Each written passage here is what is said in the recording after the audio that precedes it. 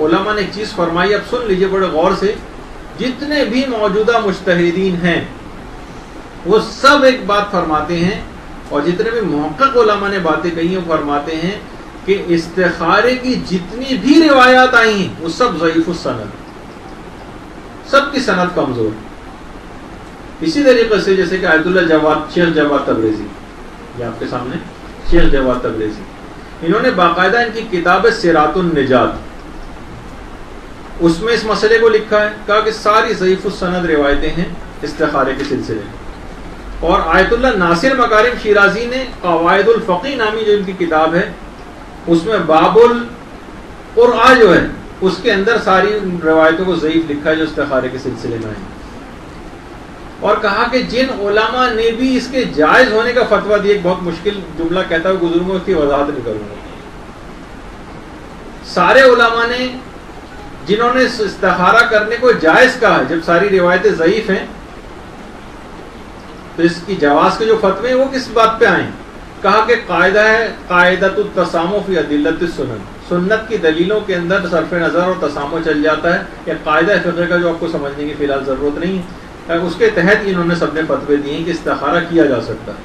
اور کہا کہ جتنی بھی 50 کی 50 روایتیں آئی ہیں یہ سب طلب الخیر کے لیے آئی ہیں، خدا سے خیر چاہتے ہوئے اس کام کو کر لینا، اور اس میں کہیں بھی یہ نہیں ہے کہ اس طرح کی کوئی بات کہی گئی ہو کہ جس میں اس طرح کے استخاروں پر عمل کو لازمی سمجھا گیا۔ آیت اللہ سید عبداللہ شبر بہت بڑے فقی گزرے، ان کی انہوں نے پوری کتاب الاستخارہ کے نام سے لکھی، اور اس میں یہی بات ثابت کی کہ ساری روایتیں ضعیف ہیں جو استخارے قرآن کے اور تسبیح کی جتنی بھی اگرچہ روایتیں آئی ہیں، ائمہ معصومین سے روایتیں ذکر ہوئی ہیں، لیکن اول تو وہ روایتیں ضعیف ہیں، اور دوسری اگر وہ روایتیں جو صحیح بھی ہیں ان میں سے وہ طلب خیر والے استخارے کے لیے آئیں، خدا سے خیر چاہتے ہوئے اس کام کو کر لیں۔ تو بہرحال یہی چیز ثابت ہوتی ہے، فرماتے ہیں آیت اللہ سید عبداللہ شبر۔ اور اس طرح آیت اللہ کاظم یزدی جن کی مشہور کتاب عروۃ الوثقی سے کئی مرتبہ حوالے آ چکے ہیں، اس میں جو کتاب الحج ہے اور اس میں جو آداب سفر لکھے ہوئے ہیں اس میں بھی انہوں نے یہی کہا کہ الاستخارہ، استخارے کے متعلق یہ بات کہی کہ بمعنی طلب الخیر من ربہ، پروردگار عالم سے خیر چاہتے ہوئے کسی کام کو کرنے کو استخارہ کہا جاتا ہے، اور یہ بھی جو ہے دعا کی خاص قسم ہے استخارہ۔ اور فرماتے ہیں آیت اللہ کاظم یزدی کہ جتنی احادیث ہیں استخارے کی ان سب کے اوپر ضعف غالب ہے، سب کی سند پر ضعف غالب ہے، یعنی کمزور روایتیں ہیں، البتہ کیونکہ روایتیں بہت تعداد میں ہیں، 50 سے بھی زیادہ ہیں، تو لہٰذا تسامحاً اور رجاءً امید میں کہ ٹھیک ہے واجب حرام کا تو مسئلہ نہیں ہے نا، ٹھیک ہے عمل کر بھی لو تو کیا فرق پڑتا ہے، اس لحاظ سے اس نیت سے جائز ہے۔ اور اسی طریقے سے آیت اللہ جواد تبریزی نے بھی یہ بات فرمائی کہ استخارے کا استحباب بھی ثابت نہیں، اس کو ہم یہ بھی نہیں کہہ سکتے یہ کام کرنا مستحب ہے، استحباب ثابت نہیں ہے اس کا، البتہ فرماتے ہیں کہ بہرحال اس سلسلے میں روایات آئی ہیں، اور یہ کام تجربہ شدہ بھی ہے، مجرب بھی، یعنی لوگوں نے استخارے کیے اور اچھے نتیجے نکلے تو بہرحال کرنے میں حرج نہیں، کرنا چاہے تو کر لیجیے۔ اور موجودہ مراجع میں سے آیت اللہ شبیری زنجانی فرماتے استخارے کی کوئی سند نہیں، کوئی سند ہی نہیں، واضح بات کی استخارہ، اور علماء نے کہا کہ بالکل ضعیف السند ہے، تو یہ سب کی سب روایتیں ضعیف السند ہیں، بلکہ ان کی کوئی سند ہی نہیں ہے، آیت اللہ شبیری زنجانی نے یہاں تک کہا۔ اسی طریقے سے امام خمینی سے ایک چیز پوچھی گئی، کیا اس کا کوئی اگر عقیدہ نہ رکھتا ہو، اس کا امام خمینی سے پوچھا گیا کہ اگر کوئی استخارے کے اوپر عقیدہ نہ رکھتا ہو تو کیا مسئلہ ہے اس کا، تو فرمایا استخارہ از اصول اعتقاد نیز، استخارہ ان چیزوں میں سے نہیں ہے کہ جس پر اعتقاد رکھنا لازم ہو، کہ اعتقاد با لازم باشد، کہ اس کو اعتقاد رکھنا ضروری ہو، وہ در صورت تحیر، جب انسان تذبذب کا شکار ہو جائے، تحیر کا کہ میں کیا کروں، حیران ہو جائے، بقصد رجا اشکال ندارت، تو رجعان کرنے میں امید شاید اس کا کوئی نتیجہ نکل جائے، کرنے میں حرج نہیں، کوئی اشکال نہیں، کیا جا سکتا، لیکن استخارہ اس طرح کی چیزوں میں سے نہیں ہے کہ جس کا اعتقاد رکھنا ضروری ہو، کہ جس پہ اعتقاد رکھنا لازم ہو کہ مجھے ایسا ہی کرنا چاہیے، نہیں ایسا کوئی مسئلہ نہیں, ایسا کچھ نہیں. باقاعدہ امام خمینی نے کا یہ الگ سے اس سلسلے میں باقاعدہ استفتاء موجود ہے. اچھا, اسی طریقے سے رہبر معظم حضرت آیت اللہ سید علی خامنئی وہ فرماتے ہیں کہ اگر عقلاء تشخیص مصلحت کر دیں, وہی مشورے والی بات, عقلاء اگر تشخیص مصلحت کر دیں تو استخارے کا مورد ہی نہیں, استخارہ کرنے کی کوئی ضرورت ہی نہیں. آپ عقلاء کے پاس جائیے, ان سے مشورہ لیجیے, ان سے بات طے ہو جاتی تو استخارے کا نوبت ہی نہیں آتی. واضح طور پر بات بتائی. اچھا, اسی طریقے سے آیت اللہ سیستانی فرماتے ہیں کہ استخارہ جو ہے اصل میں دعا کی ایک قسم, دعا ہے یہ, طلب وہی استغفر اللہ برحمتہ خیر دعا کریں اور بس اس کے مطابق خدا سے خیر چاہتے ہوئے کام کو کر ڈالیں. البتہ وہی مسئلہ کہ اگر تغیر موضوع ہو جائے, صدقہ دے دیں تو بہرحال دوبارہ بھی کر سکتے ہیں. لیکن آیت اللہ سیستانی فرماتے ہیں کہ جب بھی مقام حیرت ہو, یعنی آپ کو سمجھ نہ آ جائے کہ سمجھ نہ آئے کہ میں کیا کروں, پہلے آپ غور و فکر کریں. خود فرماتے ہیں اپنے فتوے میں کہ آپ غور و فکر کریں, اگر غور و فکر سے مسئلہ حل نہیں ہوتا تو پھر استشارہ کریں. استشارہ یعنی مشورہ لیں, اور اگر مشورے میں بھی احتمال کسی طرف راجع نہ ہو, یعنی کہ کسی طرف دل جھک ہی نہیں رہا, مشورہ میں بھی الگ الگ باتیں آ گئیں, تو پھر رجا کی نیت سے استخارہ کرنے میں حرج نہیں. رجا کی نیت سے, مستحب بھی نہیں کہہ رہے, ایک امید ہے کہ شاید اس کا کوئی ٹھیک نتیجہ نکل آئے, رجا کی نیت سے استخارے میں حرج نہیں. باقاعدہ الفقہ للمقتربین, مغرب میں رہنے والوں کے لیے جو مسائل فقہ کی کتاب الگ سے آیت اللہ سیستانی نے لکھی ہے, اس میں اس مسئلے کو لکھا کہ پہلے تو آپ غور و فکر کریں, غور و فکر سے نتیجہ حل نہیں ہوتا تو استشارہ کریں. استشارہ میں بھی اگر مسئلہ حل نہیں ہو رہا ہے, مشوروں میں ٹکراؤ ہو رہا ہے مثلا, تو پھر استخارہ رجعان کرنے میں حرج نہیں, رجا کی نیت سے. اچھا, اسی طریقے سے آیت اللہ جواد عملی ایک جملہ اور فرماتے ہیں کہ اسلام نے ہمیں استخارہ کرنے کی تشویق اور ترغیب نہیں دلائی. یہ بڑا عجیب جملہ, آپ نے اب تک جو باتیں سنی ہیں معاشرے کے اندر جو رائج ہے وہ بالکل جیسے اسلام ہر وقت یہ کہتا ہے کہ نہیں ہر کام میں استخارہ کرو. جیسے وہ جو حدیث ہے نا, جو کہ حدیث قدسی ہے معصوم کے حوالے سے, جسے سفینۃ البحار میں شیخ عباس قمی نے لکھا کہ من شقاء عبدی ان یعمل الاعمال لا یستخیر بی, شقی ہے وہ شخص جو دن میں کام پر کام کرتا چلا جائے اور کبھی مجھ سے استخارہ نہ کرے. اس کا معنی کیا ہوا کہ انسان کو ہر وقت چاہیے کہ بس بیٹھا تسبیح و قرآن نکال کے استخارہ ہی کرتا رہے. نہیں, یہ معنی نہیں ہے. اس کے معنی یہ ہیں کہ دن میں کام پہ کام کرتا چلا جا رہا ہے, مجھ سے خیر ہی نہیں مانگتا. ہر کام کرنے سے پہلے خدا سے خیر چاہے, پروردگار اس میں خیر نازل کر, خیر نازل کر, خیر نازل کر, دعا کرتے جائیے, سارے کام بہتر ہوتے چلے جائیں گے. یہ ہے اصلی استخارہ.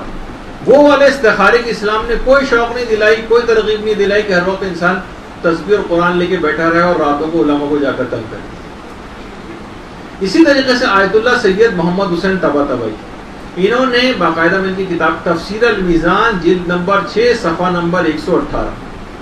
اس میں واضح بات کی ہے کہ استخارے سے کسی کام کو کرنے یا نہ کرنے کا تعین نہیں ہوتا. یہ بات یاد رکھ لیجیے. فرماتے تفسیر المیزان میں کہ استخارہ کرنے سے کسی کام کے کرنے یا نہ کرنے کا کوئی تعین نہیں ہوتا, نہ وجوب ہے اس میں, نہ تحریم ہے, نہ واجب ہے, نہ حرام ہے, اور نہ ہی کوئی حکم تکلیفی ہے. آخرت میں پوچھا بھی نہیں جائے گا اس متعلق کچھ بھی, نہ ہی اس سے کسی چیز کے خیر یا شر ہونے پر سے پردہ اٹھتا ہے. فرماتے ہیں اس سے کوئی پردہ بھی نہیں اٹھتا کہ اچھا یہ کام کرنا صحیح تھا تو مجھے ابھی سے پتہ چل جائے کہ کام کرنا صحیح ہے یا نہیں. کسی چیز کے خیر یا شر ہونے سے بھی پردہ نہیں اٹھتا. صرف متحیر کے لیے اس عمل کو کرنے میں حیرت, تردد اور تذبذب دور ہوتا ہے. بس متحیر یعنی جو شخص بھی شک کے حالت میں ہے, حیرت کے حالت میں ہے, صرف اس کا شک اور جو وہ ہے تردد وہ فقط دور ہو جاتا ہے. بس اور کوئی فائدہ نہیں ہوتا, اس سے کچھ بھی نہیں ہوتا. صرف یہ کہ آپ کا شک دور ہوتا ہے, دل ایک طرف ذرا سا جھک جاتا ہے, بس اس کے علاوہ کچھ نہیں ہوتا. نہ کوئی غیب کی خبر آپ کو پتہ چلتی ہے, نہ اس کے اندر کوئی وجوب ہے, نہ تحریم ہے, نہ حکم تکلیفی ہے, کچھ بھی اس سے مستقبل کی بھی کوئی بات پتہ نہیں چلتی. اچھا, اب علماء فرماتے ہیں, اچھا اسی طریقے سے خیر آیت اللہ فاضل الانکرانی نے بھی کہا کہ ہر کام میں بلا وجہ استخارہ کرنے کے لیے نہیں بیٹھنا چاہیے. باقاعدہ منع کیا آیت اللہ فاضل الانکرانی, ہر کام میں بلا وجہ جو ہے اس طرح سے استخارہ نہیں کرنا چاہیے. اچھا اسی طریقے سے شادی بیاہ کے سلسلے میں یہ بھی ایک مسئلہ انتہائی تکلیف دہ صورتحال اختیار کر لیا۔ علماء فرماتے ہیں شادیاں سب کار خیر ہیں، کار خیر میں استخارہ کرنے کا کوئی مورد نہیں، رائے اور مشورے سے طے کریں اور خدا کے اوپر توکل کریں، اس کام کو کریں۔ ظاہر ہے کہ جب رائے مشورے سے طے نہیں ہو رہی بات تو پھر اس کام کو نہ کریں۔ اس میں استخارہ کرنے کے اوپر اسی کو بنا بنا کر بہت سی شادیوں کو ریجیکٹ کر دینا یا قبول کر لینا، یہ اسلام نے اس کو پسند نہیں کیا۔ اور ایک تو شادی بیاہ کے سلسلے میں اس طرح کے استخارے کو علماء نے منع کیا ہے، اور دوسرا آیت اللہ حسین بروجردی نے کاروباری حضرات کے لیے بزنس کے میٹرز میں استخارے کو منع کیا۔ وہ فرماتے ہیں آیت اللہ بروجردی بزنس مین ہیں، ان کو کہا کرتے تھے کاروباری حضرات کو کہ دیکھو کاروبار کے سلسلے میں استخارہ نہ کرو، اور اس کی وجہ بھی بتاتے تھے، کہتے تھے اگر تم نے کاروبار کے سلسلے میں استخارہ کیا تو اگر تمہیں کاروبار میں نقصان ہوا تو تمہارا خدا پر سے اعتماد اور توکل کم ہو جائے گا، کہ دیکھو میں نے خدا پر توکل کر کے کام کیا تھا اور استخارہ کیا تھا، خدا سے مشورہ کیا تھا، پھر بھی مجھے نقصان ہو گیا، تمہارا خدا پر سے یقین اور اعتماد اٹھنے لگے گا۔ تو ایک تو چیز یہ ہو گئی کہ آیت اللہ بروجردی اس سلسلے منع کرتے تھے۔ امام خمینی نے اپنی کتاب کشف الاسرار میں صفحہ نمبر 93 پر ایک بات لکھی، کہہ رہے استخارے کے سلسلے میں جتنی بھی احادیث وارد ہوئی ہیں، دیکھیں غور سے سنیے امام خمینی کا جملہ، استخارے کے سلسلے میں جتنی بھی احادیث آئی ہیں ان میں اس بات کا وعدہ نہیں کیا گیا ہے کہ وہ ہمیشہ آپ کو منزل مقصود تک پہنچائیں گے،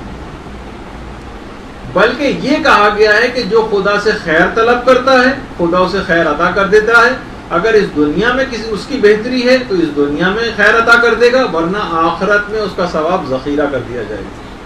یہ امام خمینی نے فرمایا اپنی کتاب کشف الاسرار صفحہ نمبر 93 پر۔ میں دوبارہ دہراؤں گا ان کے جملے، استخارے کے بارے میں جو احادیث وارد ہوئی ہیں ان میں اس بات کا وعدہ نہیں کیا گیا ہے کہ یہ ہمیشہ آپ کو منزل مقصود تک پہنچائیں گے،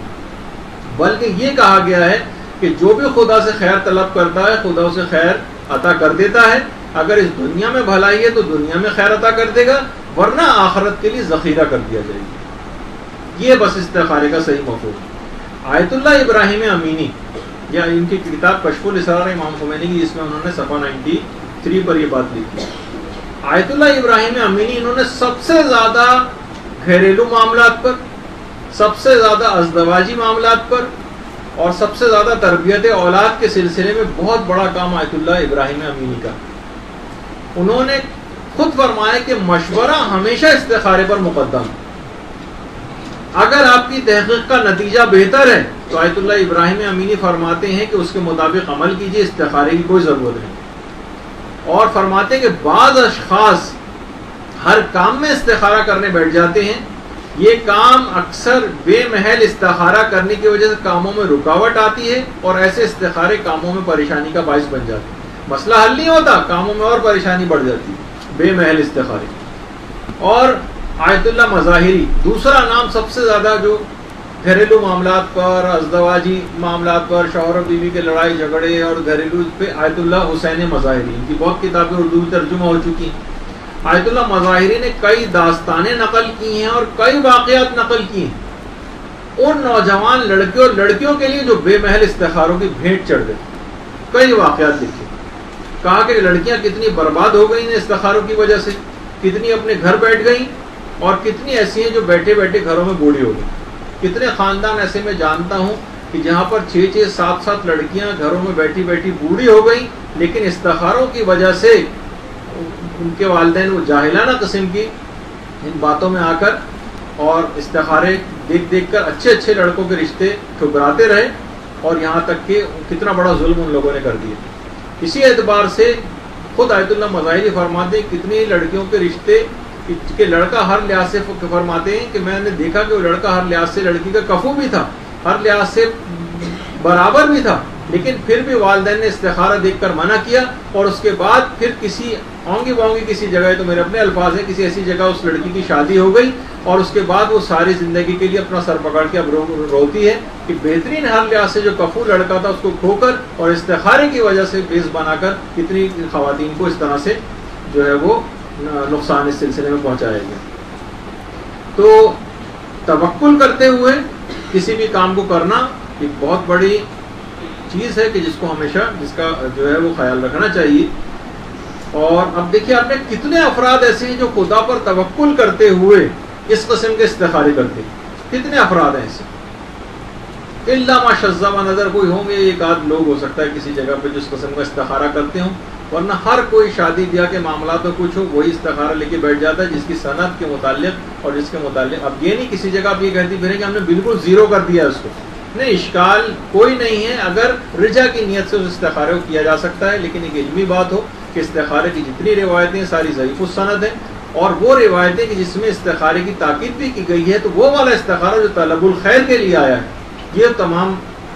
حدیث اس استخارے کی طرف نشاندہی کرتی. اچھا، اسی طریقے سے بہت سارے علماء نے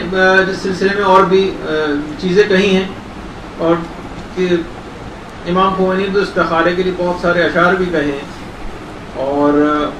خود علماء نے بھی بہت سارے اس طرح کے استخارے کی کہ جب شاہ ایران کے مظالم بہت زیادہ بڑھ گئے تھے اور لوگ بڑے پریشان تھے کہ امام خمینی کی تحریک کا نتیجہ کیا نکلے گا، اور ایک مایوسی کی سی فضا طاری ہو گئی تھی شاہ کے مظالم کے نتیجے میں. تو وہ عالم فرماتے کہ میں نے قرآن تفاعل کیا کتاب خدا سے، تو جو قرآن کی آیتیں اس میں نکلی اس میں یہی آیت نکلی. انہوں نے یہ سوچا کہ اس وقت امام خمینی کی اس تحریک کا نتیجہ کیا نکلے گا، تو وہاں سے آیت نکلی کہ وَلَا تَائِسُوا مِن روح اللہ ہے، جو سورہ یوسف کی آیت ہے. اِنَّهُ لَا يَعْصُ مِن روح اللہ اِلَّا الْقَوْمُ الْكَافِرُونَ. خبردار روح اللہ سے مایوس نہ ہونا. امام خمینی کا آپ کو پتہ ہے کہ نام روح اللہ تھا. خمینی تو جگہ کے اعتبار سے تھا، روح اللہ ان کا اپنا نام تھا. روح اللہ سے مایوس نہ ہونا، کیونکہ روح اللہ سے مایوس وہی ہوتا ہے جو کہ قوم کافرین سے جس کا تعلق ہوتا ہے. تو بہرحال کہنے اس کے بعد میں اس استخارے کو، یا میں نے جو کتاب خدا سے برکت کے حوالے سے ایک تفاعل کیا تھا اس میں یہ آیت دیکھ کے میں خوش ہو گیا، اور اس کے بعد امام خمینی کی تحریک چلی، اس کے بعد جو نتیجہ و ثمرات انقلاب اسلامی کی صورت میں ظاہر ہوئے سب کے سامنے آئے. تو آیت اللہ مظاہری نے بھی اس سلسلے میں بہت سخت جملے استعمال کیے کہ کہا اسلام نے جواد عملی نے کہا نہ تو کوئی ترغیب دلائی گئی ہے اور نہ اس سے کوئی ہے، بس صرف کیا ہے ہوتا ہے اس قسم کے استخاروں سے حیرت رفع ہوتی ہے، نہ کسی مستقبل کی کسی بات سے پردہ اٹھتا ہے. اور بے محل استخارے، خاص طور پر شادی بیاہ کے سلسلے میں استخارے، اس سے تو نقصانات ہی زیادہ اس سلسلے میں دیکھنے میں آتے ہیں. اگرچہ بہت سارے علماء جیسے آپ کہیں گے کہ آیت اللہ بہجت بھی استخارہ دیکھتے ہیں. امام خمینی کے پاس بھی لوگ تسبیح اور قرآن لے کر آتے تھے اور وہ استخارہ دیکھ بھی دیتے تھے، لیکن یہ کہتے تھے کہ میں رجا کی نیت سے استخارہ دیکھ رہا ہوں، کیونکہ وہ استخارے کی احادیث جو ہیں وہ ضعیف السند. اچھا، اسی طریقے سے آیت اللہ خوئی کے پاس بھی لوگ لے کر آتے تھے استخارے کے لیے. اب علماء کو دیکھیے، علماء کا کام فقط استخارہ کرنا تو نہیں، بہت سارے. ایک دفعہ استخارے پہ گفتگو ہو رہی تھی تو ایک عالم نے سنی، تو انہوں نے جو ہے مجھے بلا کے کہا کہ چند ایک چیزیں تو عالموں کے پاس رہ گئی ہیں